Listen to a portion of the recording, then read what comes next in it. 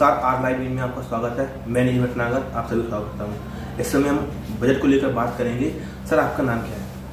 मेरा नाम है डॉक्टर बालमुकुंद। मैं क्षेत्रीय सह संयोजक का शिक्षक प्रकोष्ठ कानपुर बुंदेलखंड क्षेत्र, राष्ट्रीय अध्यक्ष निजी औद्योगिक प्रशिक्षण संस्थान कार्य क्षेत्र संपूर्ण भारत और पूर्व मंडल प्रभारी गुरसराय, भारतीय जनता पार्टी का बहुत पुराना कार्यकर्ता हूँ।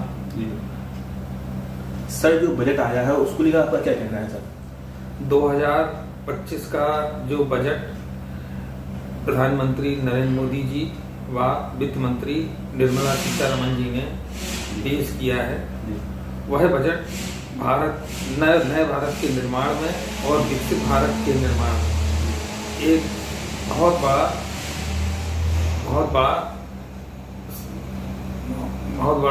मील का पत्थर साबित होगा।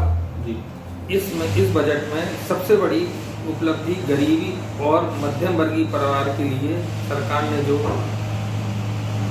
ने जो 12 लाख तक कर मुक्त आय के लिए प्रस्तुत किया है, बट उससे बहुत ज़्यादा रोजगार के अवसर पैदा होंगे। कम से उत्तर प्रदेश में 10 लाख कर्मचारी व शिक्षकों को 12 लाख तक की आय तक कोई भी टैक्स नहीं देना होगा। दूसरी चीज़ ये है कि बेरोजगारों के लिए स्टार्टअप के लिए 20,000 करोड़ का फंड व नवाचार के लिए सरकार ने निर्धारित किया है। नए स्टार्टअप स्थापित होंगे जिससे नई फैक्ट्रियां लगेंगी और रोजगार के अवसर प्राप्त होंगे। छात्राओं लोग जो विदेश की ओर रुख करते थे शिक्षा के लिए, उसके लिए सरकार ने 10,000 मेडिकल सीटें और IIT में 65,000 सीटों का बढ़ाने का लक्ष्य निर्धारित किया है।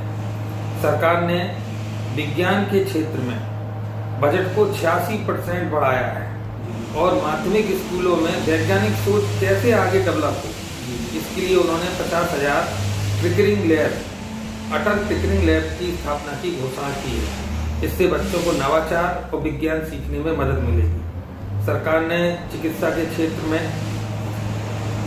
क्षेत्र में कई दवाइयों पर कस्टम ड्यूटी घटाई है गंभीर बीमारियों की, जिससे जो बीमारियों पर बहुत ज़्यादा लागत आती थी उसका खर्चा भी कम होगा। महिला सशक्तिकरण के लिए सरकार ने 2 करोड़ रुपए तक जो महिलाएं उद्योग स्थापित करेंगी उनको लोन प्रदान किया जाएगा। किसानों के लिए सरकार ने बहुत बड़ी उपलब्धि की है, जो किसान क्रेडिट कार्ड की सीमा जो 3 लाख थी अब उसे बढ़ाकर 5 लाख तक कर दिया है। इससे किसानों को सूदखोरों से क्या होगी, मुक्ति मिलेगी।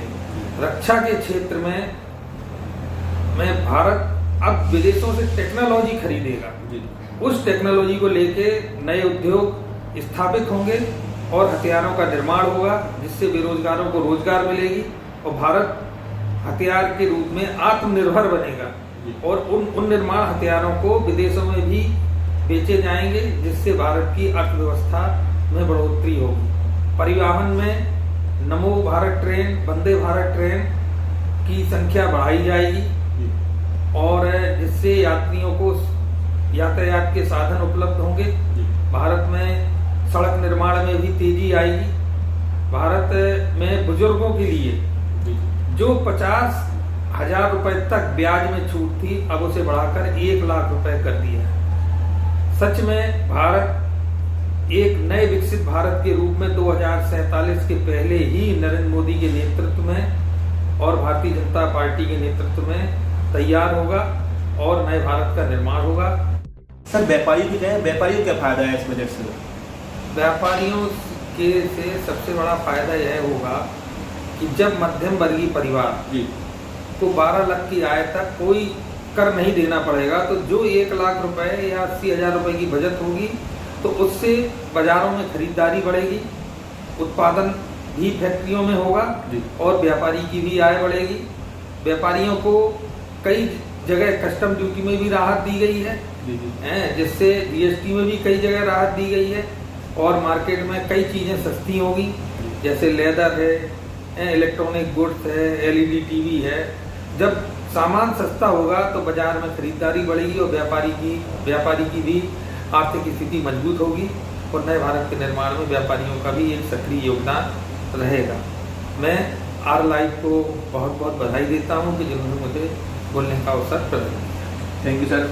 ऐसी ही खबर बने रहिए, देखते रहिए आपका अपना चैनल आर लाइव खबर आपके लिए।